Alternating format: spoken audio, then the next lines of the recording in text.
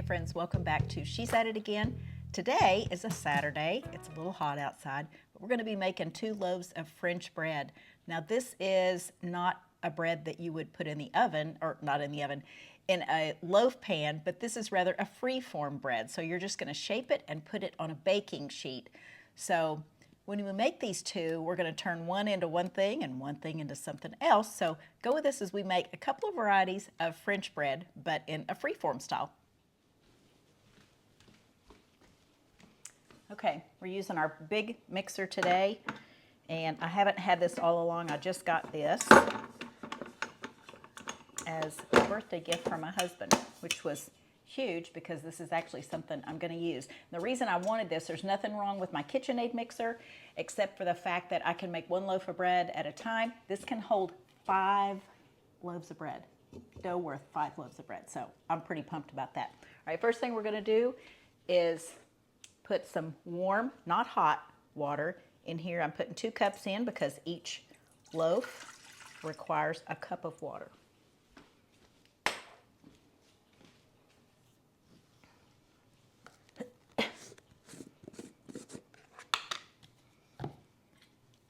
going to put oil in my spoon so the honey will release a little bit better. We're going to put a couple of tablespoons of honey in this. French bread isn't normally very sweet, but we want our yeast to have something to eat. So we're going to feed it honey instead of sugar.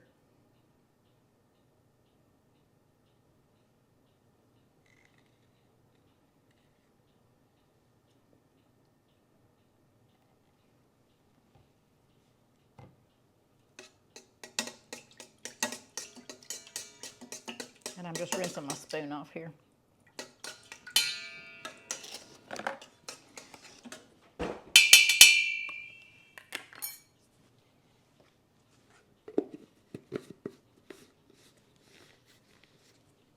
Into that, we're going to put a few teaspoons of yeast. Each one takes about 2.5 teaspoons, but I'm only going to do maybe 4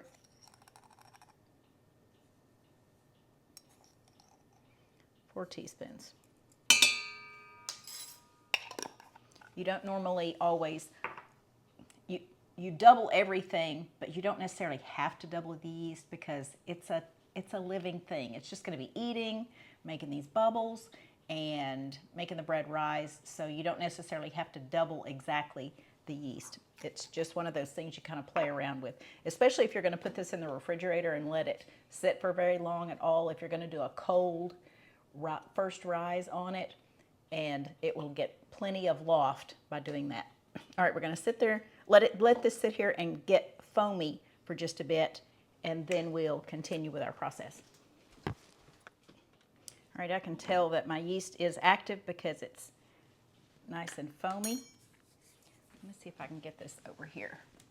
I know this is kind of fiddly when I do this, but I want you to be able to see what I'm looking at. So you can see that some of it's still dry in there, but the one that's in the liquid and is kind of waking up, it gets foamy around the edge.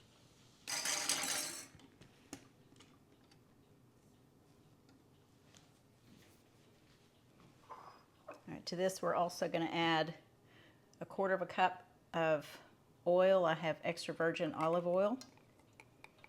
You can use butter if you want to. There's really not a lot of oils that won't work in this, but you want something that's of good quality. Actually, you're going to be putting this in your body, so you want it something valuable. So try not to use something like vegetable or canola or something like that. We're just trying to steer clear of those things that aren't beneficial to us. To this, we're also going to add 6 cups of flour. I want to go ahead and move that hook out of the way.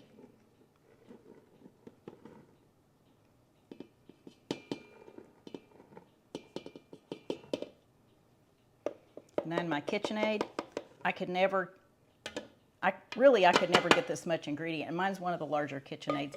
I couldn't get this much ingredients in it, but it would never, ever allow me to mix that because it would come over the top of the bowl. It'd climb up the hook, over probably the top of the machine. It'd be craziness. But this just has such a high volume that it's able to handle. All right, so to this, we're going to add about, let's go with 3 teaspoons or equal to 1 tablespoon of salt. And this is just pink Himalayan salt.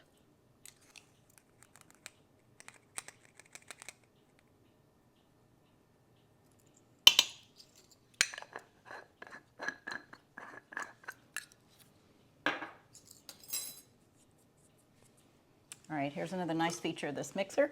It has a lid that fits down and kind of locks in. It even has this little extra one on the top, so if you want to feed in more ingredients while it's still mixing, you can do that. But I love this feature because if you're like me, you've had, I think my camera moved.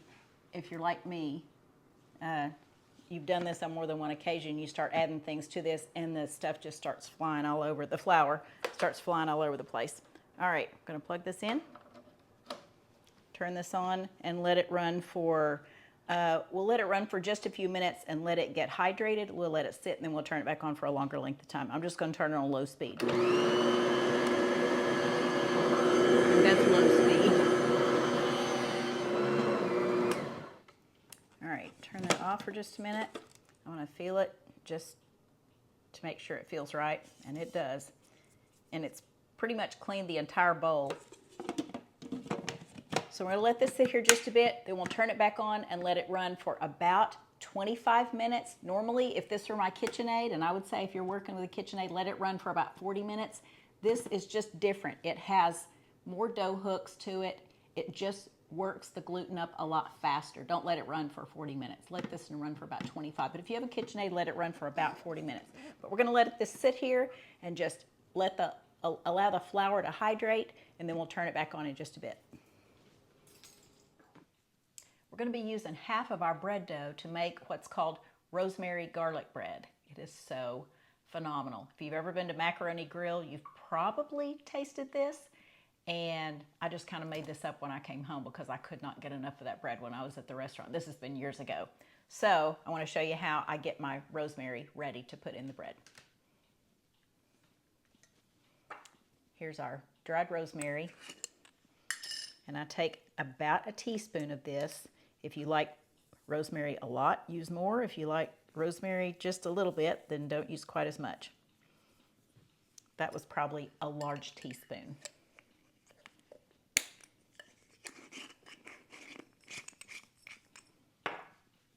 Using a mortar and pestle. And it starts out as what looks like lawn clippings. And it kind of jumps out of the bowl sometimes.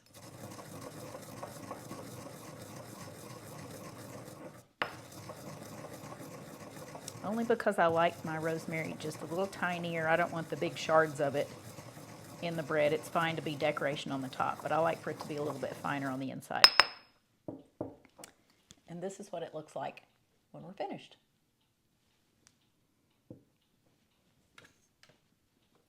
So now we have our rosemary ready to go when we divide our bread up. So what we're going to do is finish letting this mix. It's in the resting period right now. So letting this mix, and then when that gets finished, we'll put the rosemary in half of the dough. So we'll remove half of it to use for something else. I'll share that with you later.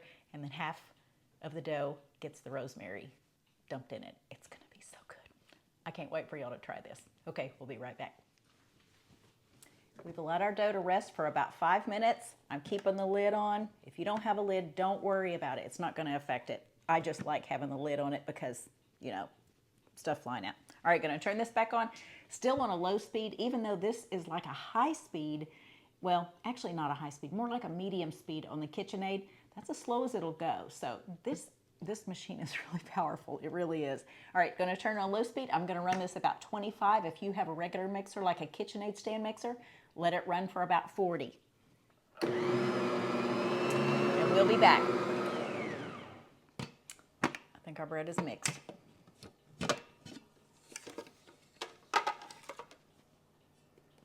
That is a sticky dough. All right, so we're going to take about half of this dough. This is the first time I've ever done 2 loaves and then turned one into something else because I hadn't had the mixer that long. I just can't do multiple loaves in my KitchenAid. And that's all I've had up to this point. I better unplug this before the thing starts up and scares me to death.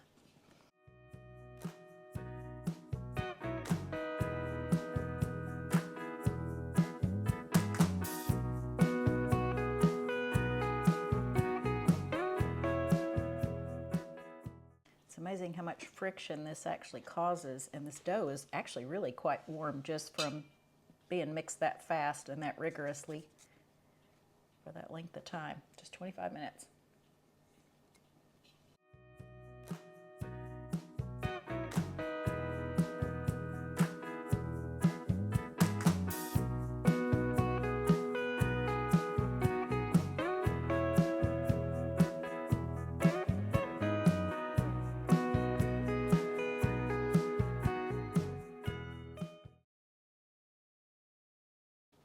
I'm just going to be eyeballing this and getting about half of this dough. Now I could weigh it on my digital scale, and if you're trying to be super accurate, like if you have 2 customers and they both want a loaf of bread and you don't want to dare give one a larger loaf than the other one, then you'll want to weigh it to make sure you have exactly half.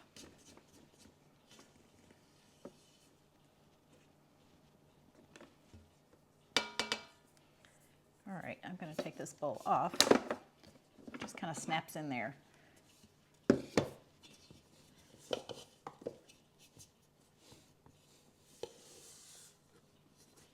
Actually, it's kind of a twist and lock. That's what it is. That's the word I was trying to think of, twist and lock.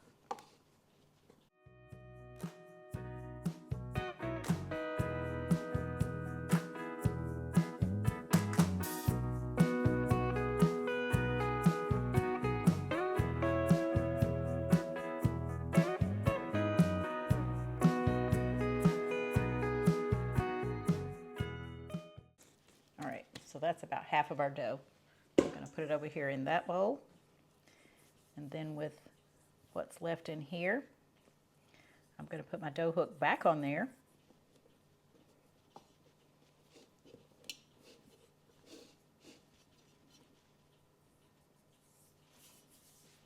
And add my rosemary to it.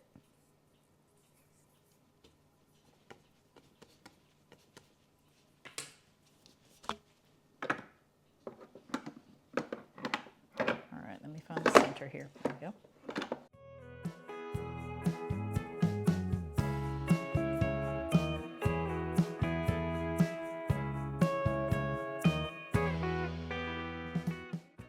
All right, so here's what we're going to do.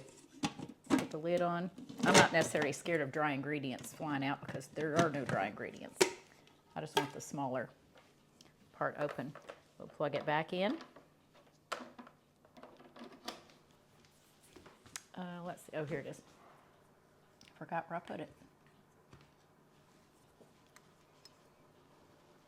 Going to empty our rosemary into there.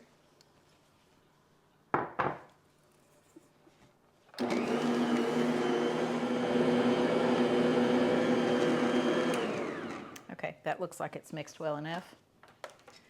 So we're going to put this in there back on the top of it to hold in that humidity while we let it do its first rise. With this bowl over here, which has no extra ingredients in it, we're going to put our shower cap over that to keep in the humidity, and we're going to let it do its first rise. First rise will take about an hour, and then we'll come back and we'll shape our loaves and then let it do the second rise. So see how simple that is? So few ingredients. It's going to be so good. All right, remember, we're going to turn this one into something else, and this is our rosemary garlic bread. So more ingredients to follow, but we'll be back when this finishes its first rising. I'm going to go ahead and take this center part out of my mixer. That comes out the bottom. Number one, I don't need any more weight to this, but it makes it easier to stick my hands in here and hold the bottom of the bowl. This rosemary smells so good.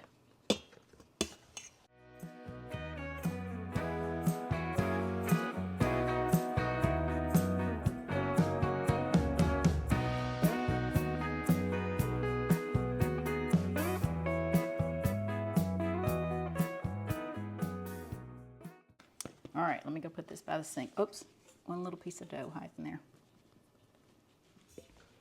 And I found another tiny piece.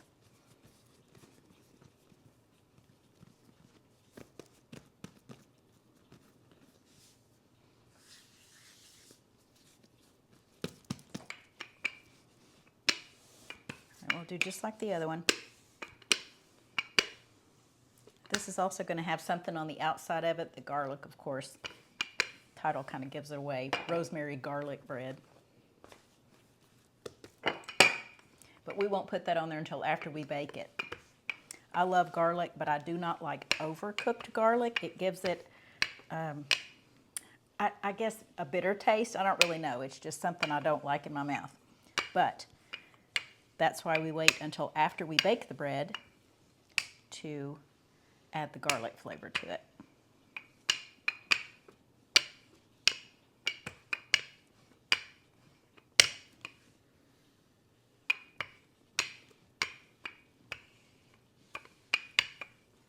All right. I'm going to flip this over because that's the smoother side.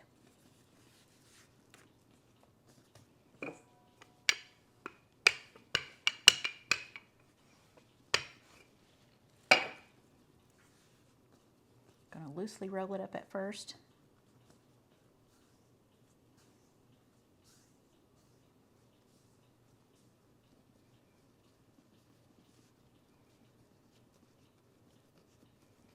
And then kind of squeeze it a little bit at the bottom to seal the edge. We're going to put the seam side on the bottom of it. I'll bring my pan around so you can see it this time. Pick it up and place it on there like that. And I don't want these touching. So I'm pulling the parchment up in the center. I'm making a little wall there. All right, let's get a towel and we'll cover this up. And I would put it in a warm, humid oven, but you know what? I have a very large warm, humid oven. It's called the sunroom. So I'm going to put this out in the sunroom where it is very warm, it is very humid, and I'm going to let this rise for an hour. So we'll be back. I'll show it to you. I'll go ahead and preheat my oven before I turn the cameras back on, and I'll show you how to make gashes in the top of it so it can expand, and then we'll bake it off. So we'll be right back. You can see Zoe's head sticking up above the counter. Just a little button. All right, got our bread right here, and it has risen for just a little over an hour.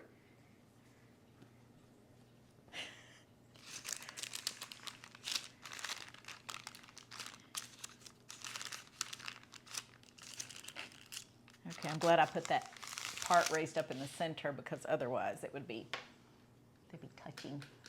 All right, I'm going to show you what we're doing right now.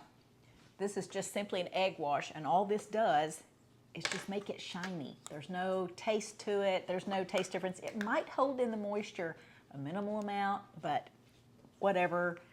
If you have an egg white, I'm going to use the white part of this. I just have a fresh egg right there. I just broke into this container. But yeah, it'll just make it shiny, and it'll look really pretty too. So we're going to make our gashes in it after we brush the egg white on. Be careful not to deflate it.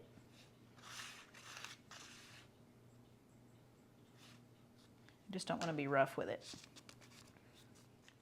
I'm glad the rosemary one turned out quite a bit bigger because we're going to dinner at some friend's house in the next couple of days, and I'm taking the bread. This is the loaf I'm taking, and there's going to be 8 of us eating, and there's going to be a big dinner. I'm just bringing the bread, so she let me choose what kind to take, and I knew exactly what I wanted to make because this bread is really, really good.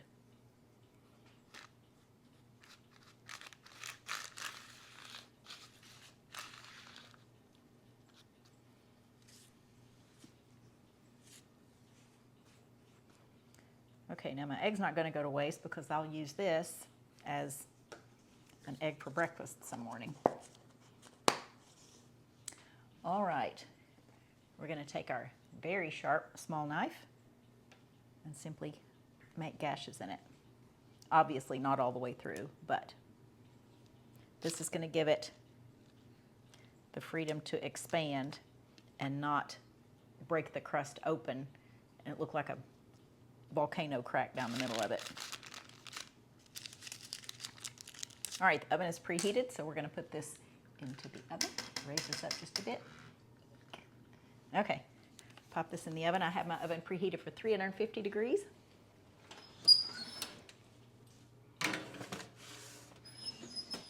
And I'll set it for about 20 minutes. I can always add more to it, but I can't take time off once it gets to that point. And we'll see what it looks like in 20 minutes. Okay guys, while our bread is in the oven baking, we're going to go ahead and make our garlic mixture to go on the top of the bread, so when it comes out of the oven we can brush it on there. I'm just taking 2 tablespoons of unsalted butter.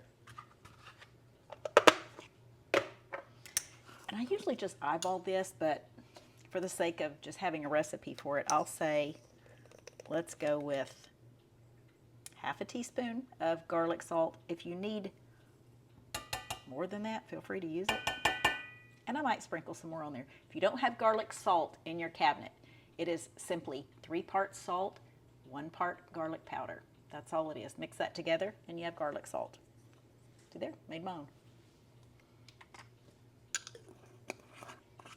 So when this comes out of the oven, we're just going to brush this on the top and it's going to smell so good. And then we'll reheat it before we go to our guest house and then slice it so it'll be ready to serve when we get there.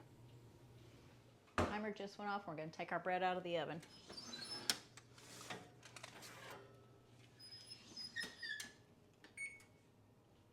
And this is what it looks like. Let me show you side by side what these look like. This one's really tiny. I didn't realize I was getting that much more for the rosemary bread, but that's fine because it'll all be used. All right. I'm going to transfer this over to there, but I better get a spatula to do it with.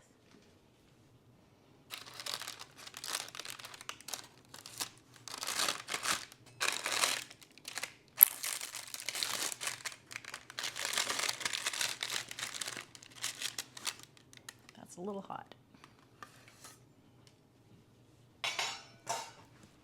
All right, let's get this one out of the way. Different video.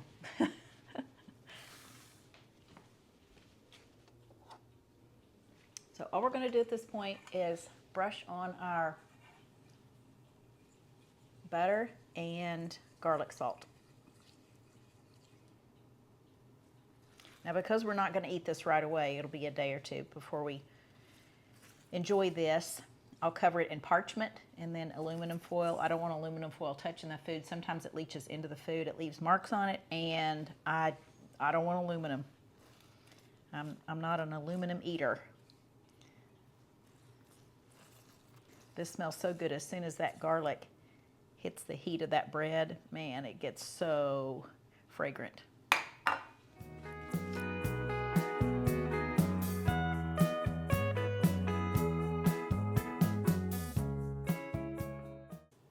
Let this cool completely before we cover it up, and then I'll just reheat it before we go to our friend's house.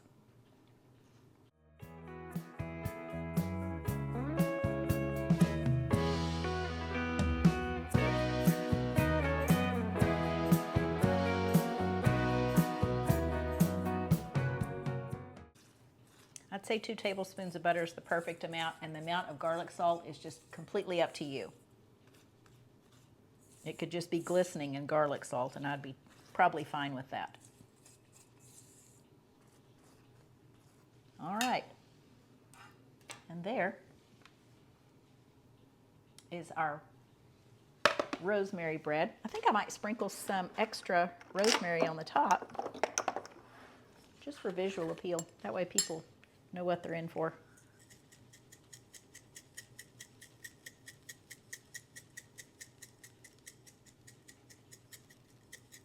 There, that looks better.